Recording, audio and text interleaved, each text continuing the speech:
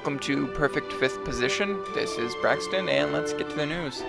So, we're going to start off the show with a star, Baryshnikov. Now, I'm assuming everyone in the dance world knows who he is, but if you don't, well, you may want to look around because you may be living under a rock. Now, 64, he's been dancing for 52 years all over the world, and he's one of the most famous dancers currently living.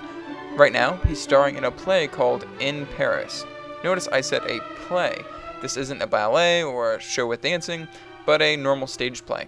This play takes place in the 1930s, where he plays the part of a retired Russian soldier who lives in Paris.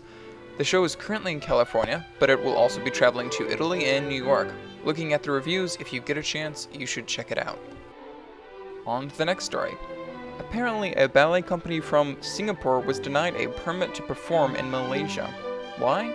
Because the Malaysian government decided that TuTus are indecent costumes. The ballet company had planned on doing dances from both the Nutcracker and Serenade, but while the costumes for the ballet Serenade had long skirts, the costumes for the Nutcracker had the classical tutus and tights.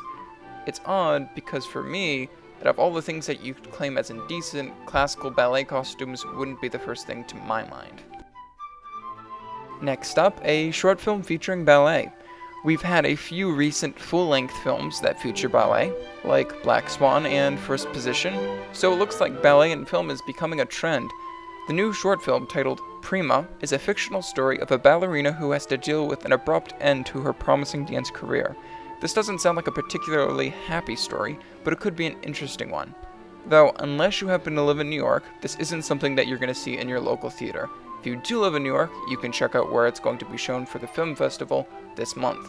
If you don't, well, we can hope that they'll release it online after the festival. It's something that happens quite often in the world of ballet. No, not painful injuries. In fact, it's about a dancer leaving a company.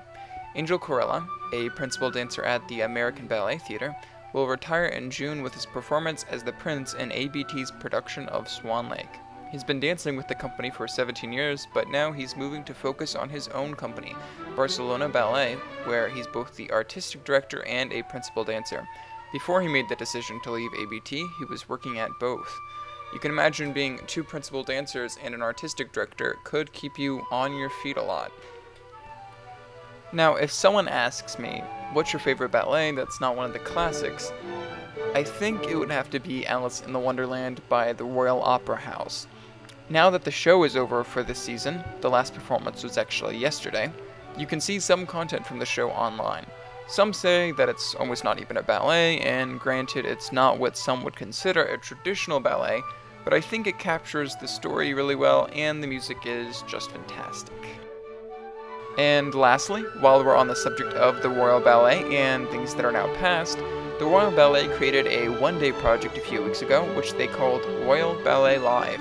They streamed live the 9 hours that the company members of the Royal Ballet do almost every day. If you missed it, you can check out some of their videos, including a 1-hour video from their class and interviews on their YouTube channel. And that's what's been happening this week in ballet. This is Braxton, and keep dancing.